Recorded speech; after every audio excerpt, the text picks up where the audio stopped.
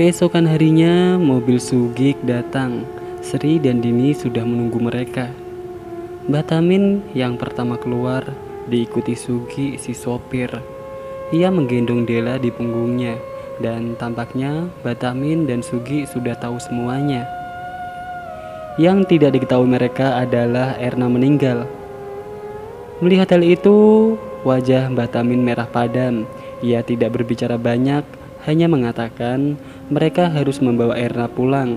Kematian Erna di luar perkiraan Mbah Tamin.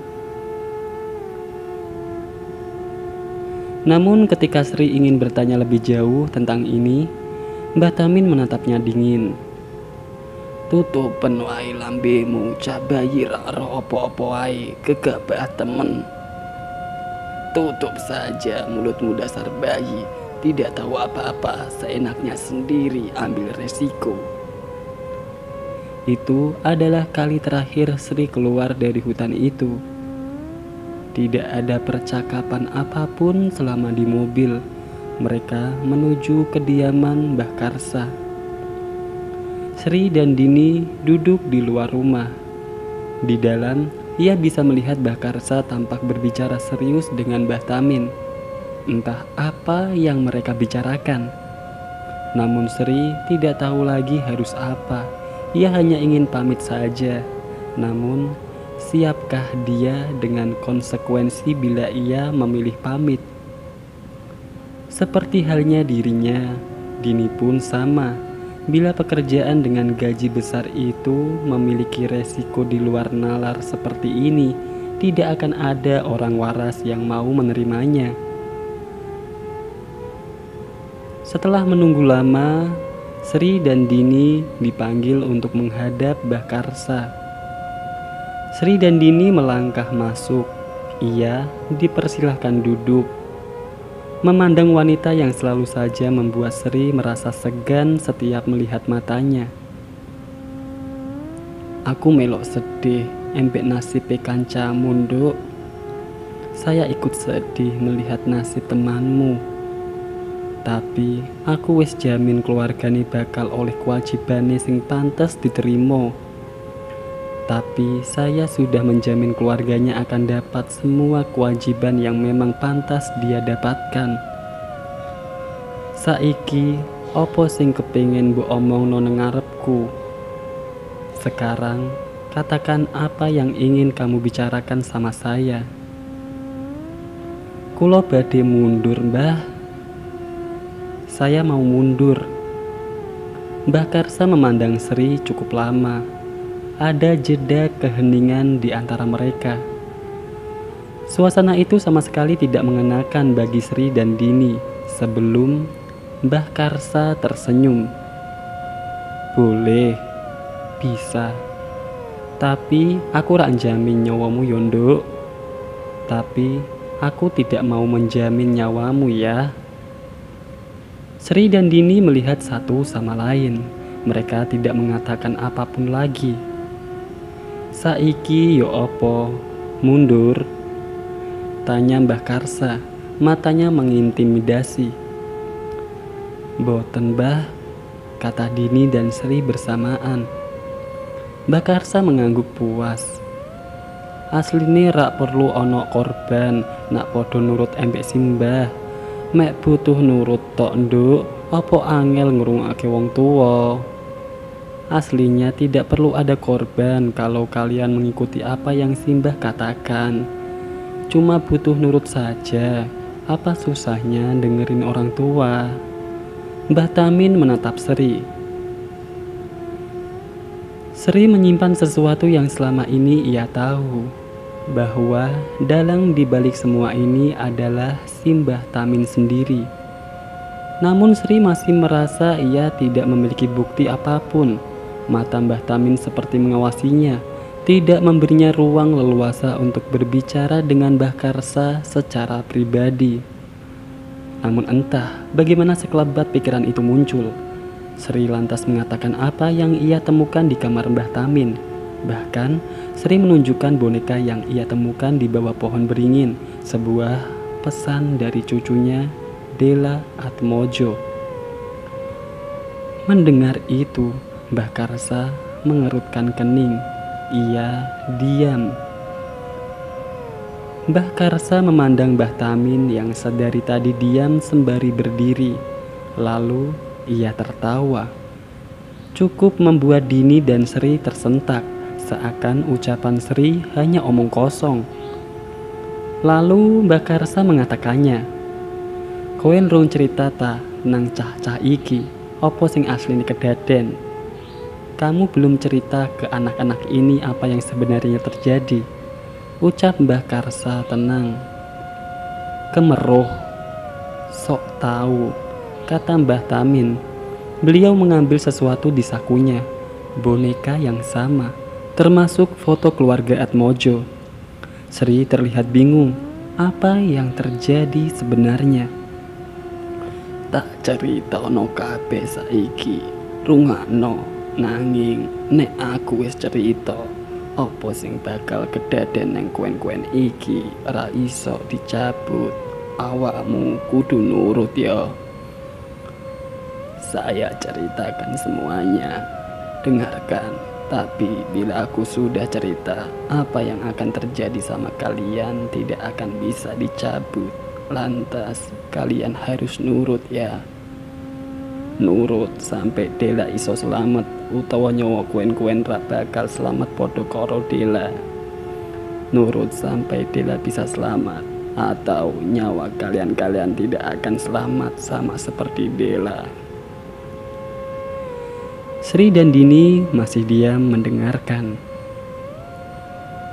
"Santet Seudino iku jengene.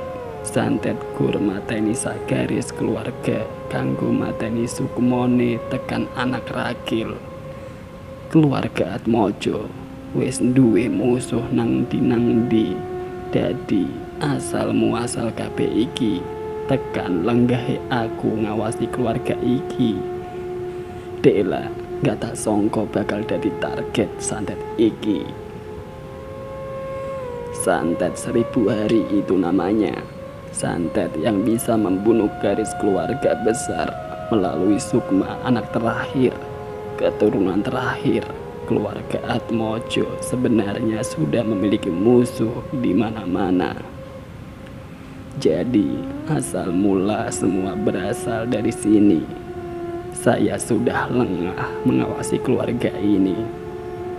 Saya tidak pernah menduga sebelumnya bila Dela akan menjadi korban santet model seperti ini.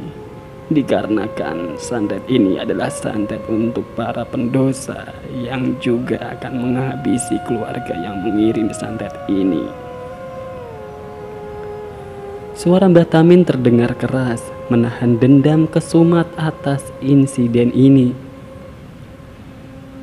"Media kanggo santet iki macem-macem. Salah sijine nganggo boneka sing diisi rambut sing kepingin dientekno keluargane.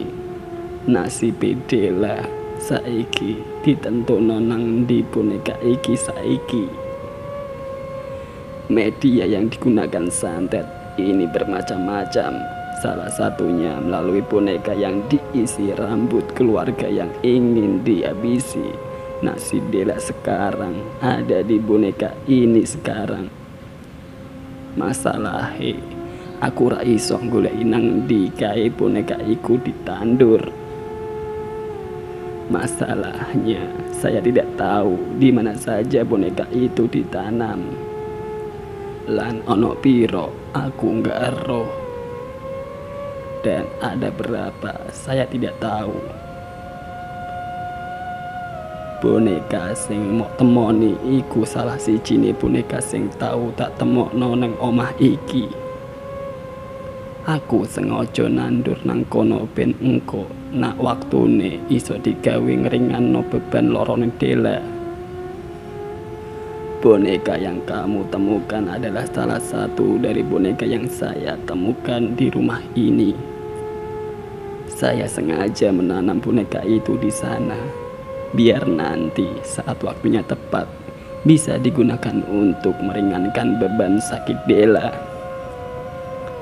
Eling ben bengi aku wis ngiringno awakmu Ojo buka lawang, tapi awamu cek nambeng. Ingat, waktu saya mengingatkan kamu jangan membuka pintu, tapi kamu tidak mendengarkan. Asli ini keluarga sing ngirim santet iki jenggule Dela, soale sadurunge Banaraga ketemu Sengar Turih, Dela nggak bakal iso mati. Sebenarnya keluarga yang mengirim santet ini masih mencari di mana keberadaan Dela.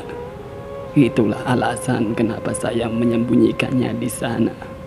Karena tempat itu terlalu ramai untuk mencari keberadaan Dela. Karena Dela tidak akan bisa meninggal bila sang Banaraga belum bertemu dengan Sengar Turih. Dela belum bisa mati secara otomatis. Santet ini belum akan menghabisi keluarga Atmojo. Sinten Sengar Turih niku? Siapa Sengar Turih itu? Sing saiki tangi nek Dela nggak dicancang tali ireng iku, yang sekarang bisa bangun sewaktu-waktu bila Dela tidak diikat tali hitam itu.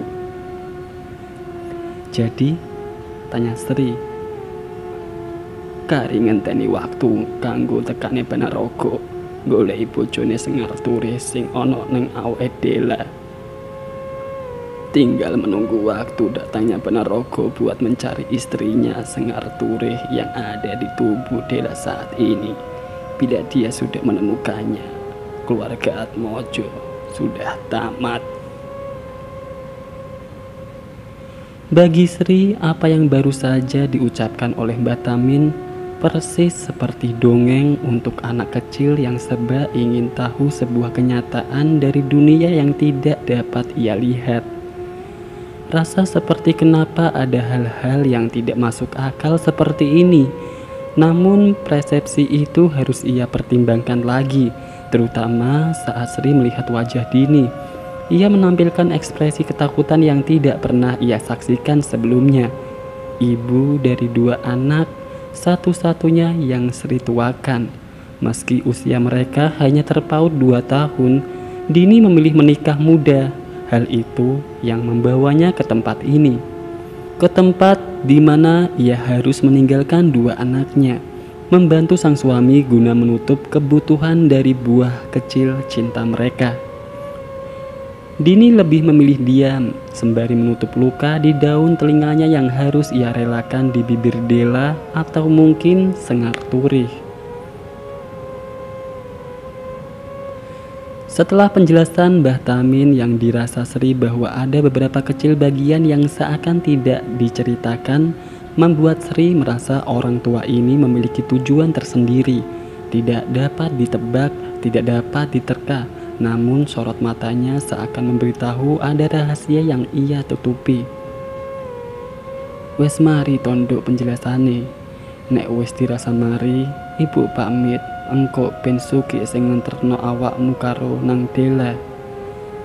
Sudah selesaikan penjelasannya, Nak? Kalau sudah, ibu mau pamit. Nanti biar Sugi yang mengantar kamu ke tempat di mana Dela berada. Mbah Karsa pergi. Mbah Tamin pun ikut undur diri. Ia mengatakan bahwa setelah ini, apa yang mereka alami di rumah gubuk alas itu masih belum ada apa-apanya dengan apa yang akan mereka saksikan dengan mata kepala sendiri. Ada kilatan mata dengan sudut bibir melengkung. Mbah Tamin punya rencana lain.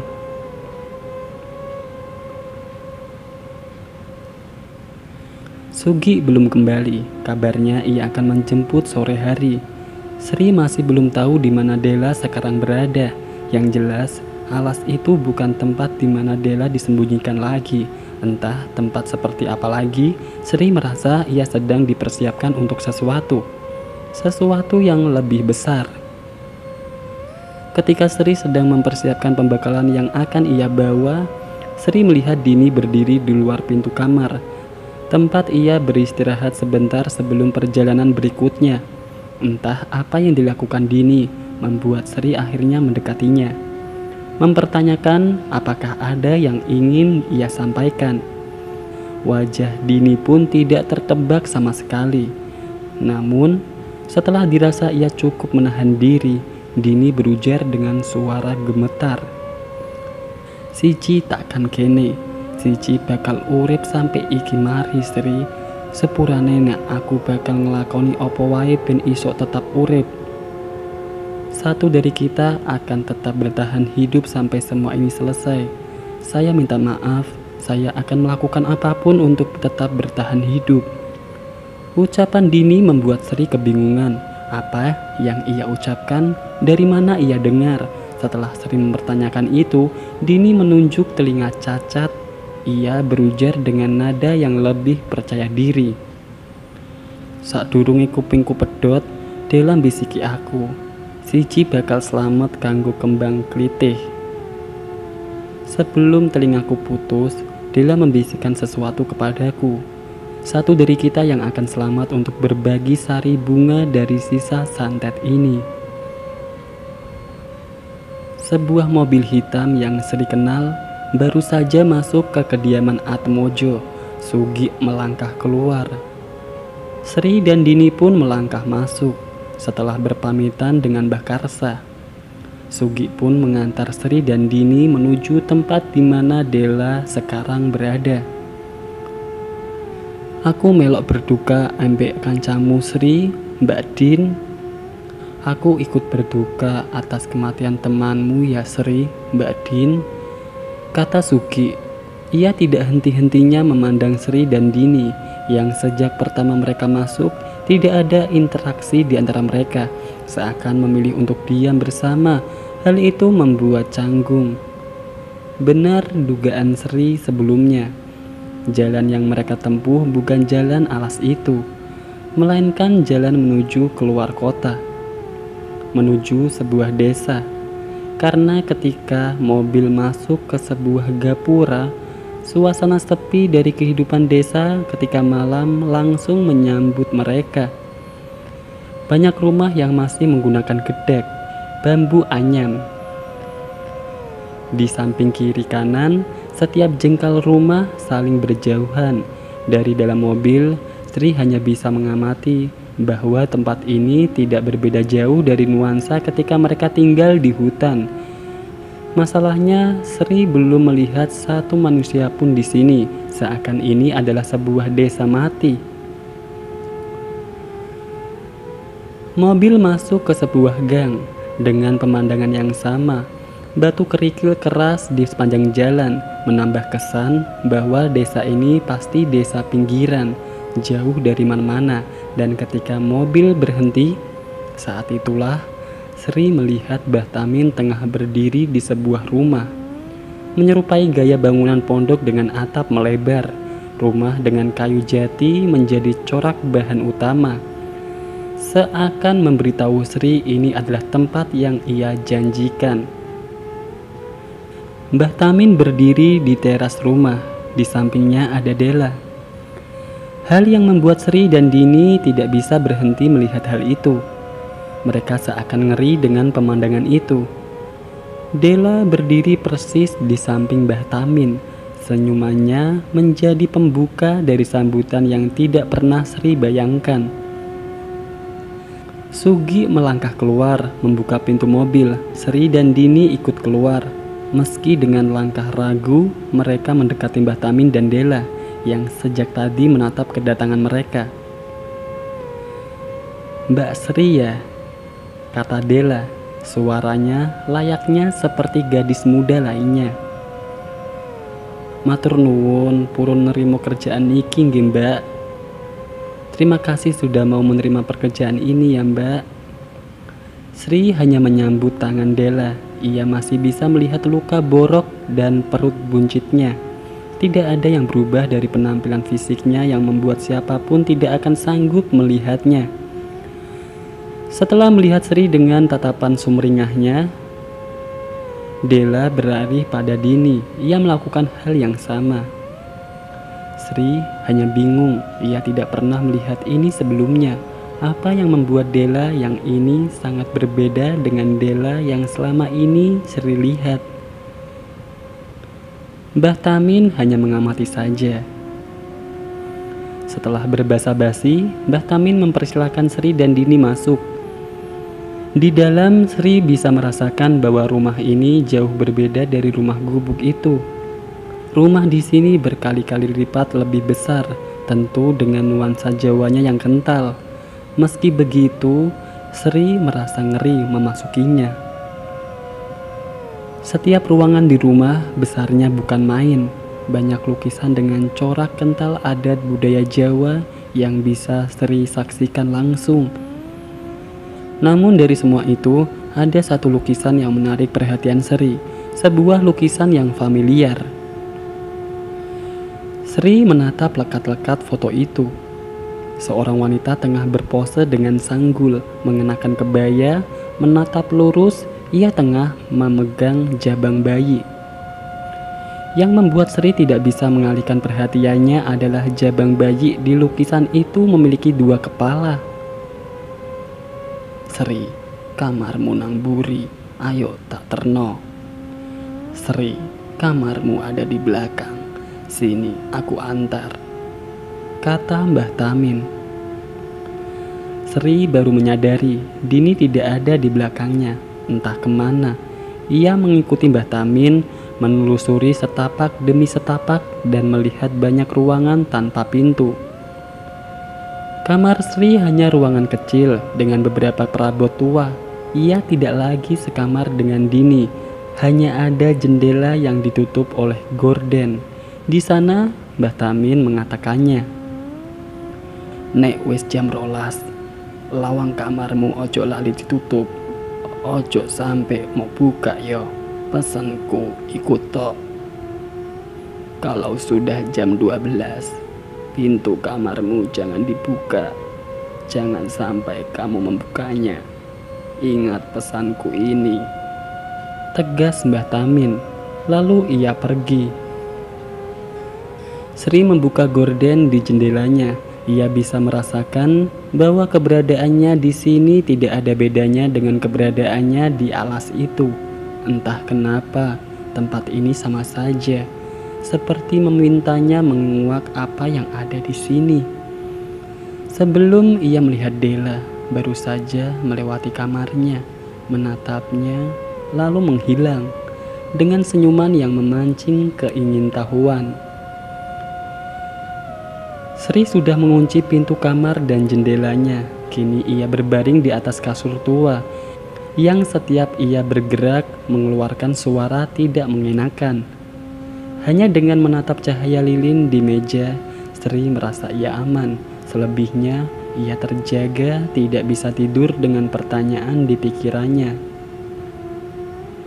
Waktu terasa begitu lambat. Setiap ketukan detik yang Sri bayangkan terasa mengambang dalam sepi di kamar itu. Lalu terdengar suara lirih.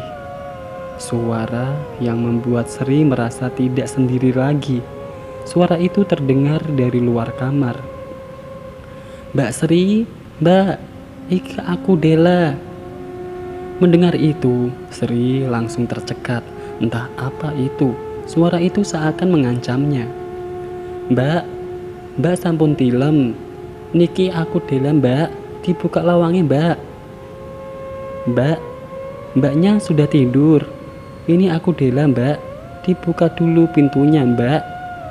Sri masih diam. Ia mencoba menahan diri. Suara itu mengganggunya. "Mbak Sri, aku roh nek sampean jam melek.